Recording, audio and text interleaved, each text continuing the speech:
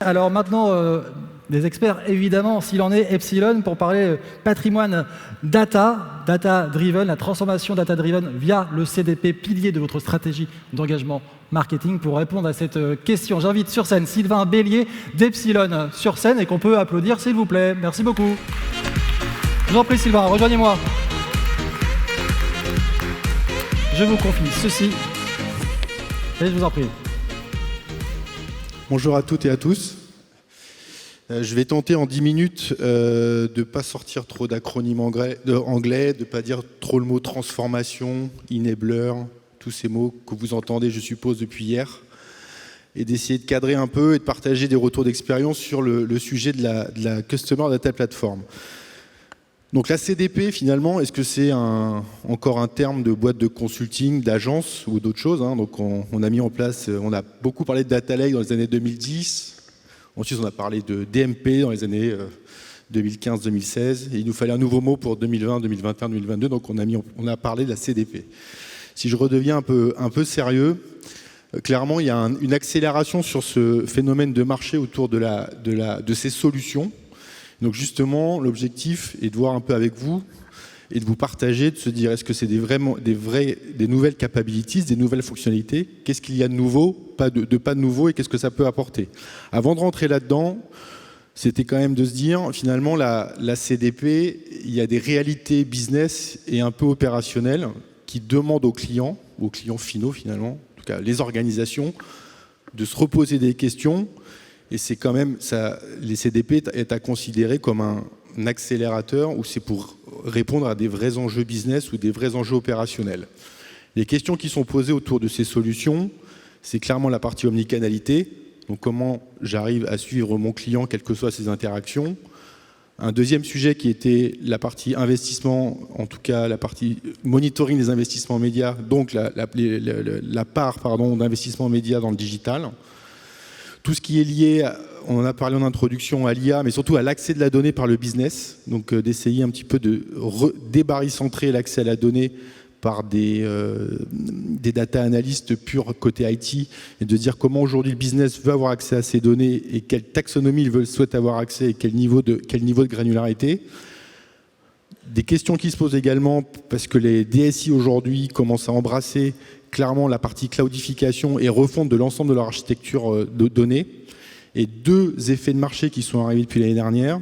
La première, bien sûr, c'est toute la partie rapport de force des plateformes, hein.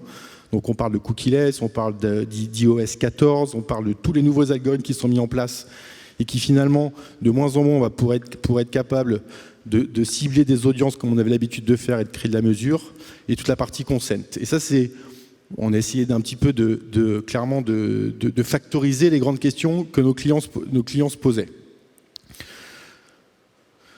Donc une CDP, c'est quoi? Qu'est-ce qu'il y a de neuf? Si je reprends rapidement une architecture fonctionnelle, donc pour certains, vous pouvez prétendre que finalement, dans les années 2000, on appelait ça un data mart marketing. Hein, donc en gros, j'ai une grosse base de données, derrière je dois créer une vue métier, et cette vue métier doit être interopérable avec l'ensemble des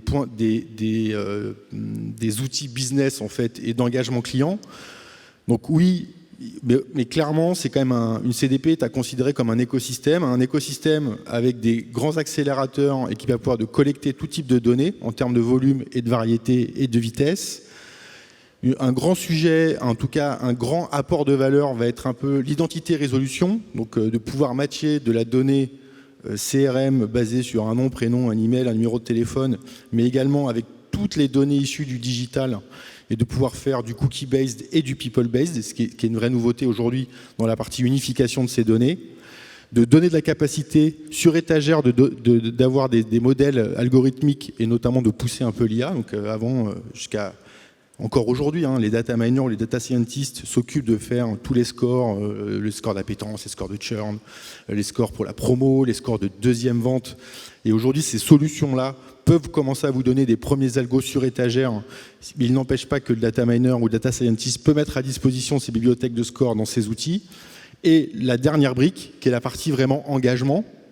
Donc jusqu'à maintenant, clairement, on a les outils un peu séparés, un petit peu siloisés, qui vont travailler sur la partie ad. donc avec le Google, avec GMP et Facebook Ads. On a la partie Campaign Management, CRM standard, qu'on connaît, avec des Marketing Cloud, d'Adobe ou des Splio. On a la partie également service client. Donc là, ce que ça apporte, ces outils, en tout cas la promesse de valeur qu'ils plébiscitent, c'est de pouvoir avoir d'un côté un moteur d'orchestration, donc c'est quelque chose qui va se mettre entre les données qui sont dans la CDP et les touchpoints, en tout cas d'applications métiers, donc d'orchestrer les prises de parole et de se connecter finalement à ces différentes applications métiers. Donc c'est-à-dire que tous les ciblages, toutes les journées, toutes les logiques de campagne qui vont être faites vont être centralisées dans un seul et même endroit.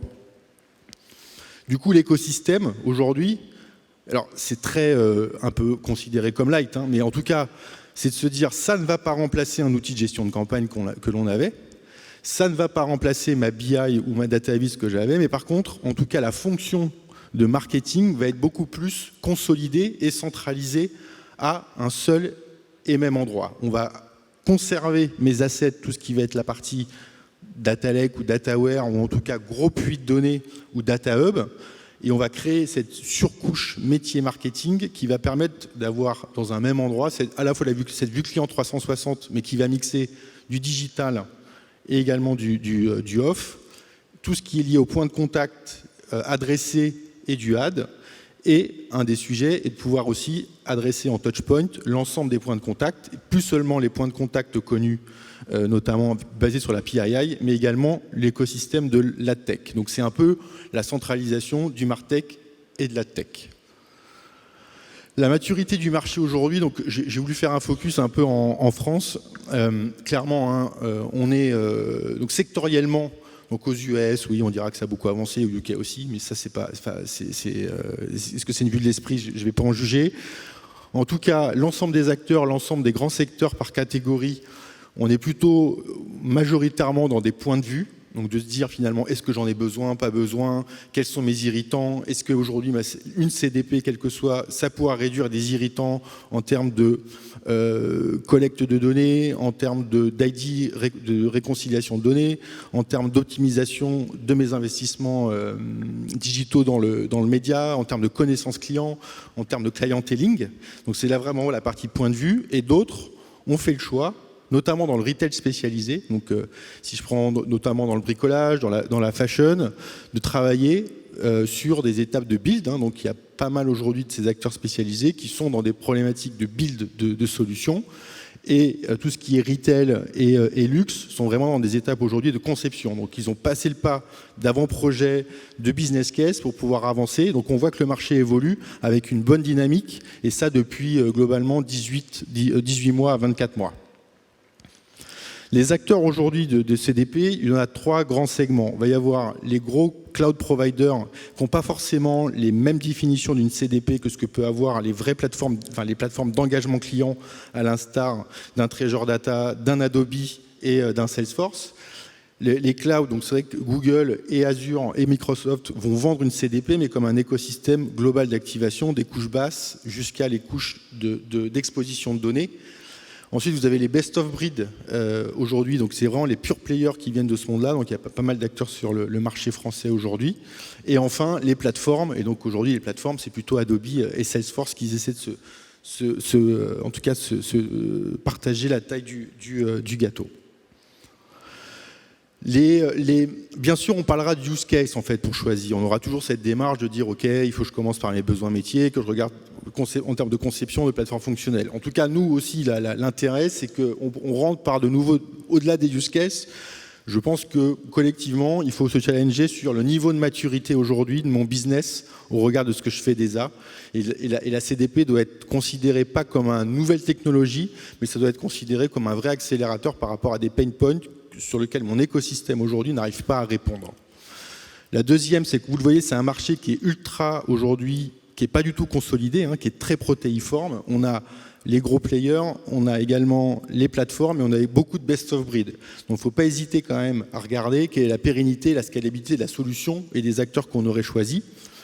Et un des derniers grands besoins, et en tout cas des choix, des facteurs de choix, c'est quelle est l'interopérabilité avec les différents canaux. L'enjeu de la CDP, en tout cas la promesse, ça traite de la donnée first party encore une fois, Mais bien sûr, si ça ne se connecte pas à la fois au MarTech et au AdTech en termes d'exposition de données, ça n'a pas forcément d'intérêt, parce que tout le sujet aujourd'hui est de pouvoir faire le lien et de dissiloter les deux fonctions. Donc ça, c'est le côté interopérable avec les différents canaux, le social, le display, enfin tout ce qui est AdTech, et bien sûr CRM, et les fonctionnalités qu'elle vous apporte. Deux fonctionnalités où il faut challenger les partenaires, c'est cette fameuse fonctionnalité d'identity resolution, qui est quand même très cœur business, enfin c'est cœur dans ces solutions, et la façon de traiter le temps réel et quel est le niveau de temps réel qui est plébiscité et amené par ses clients, par ces solutions, pardon.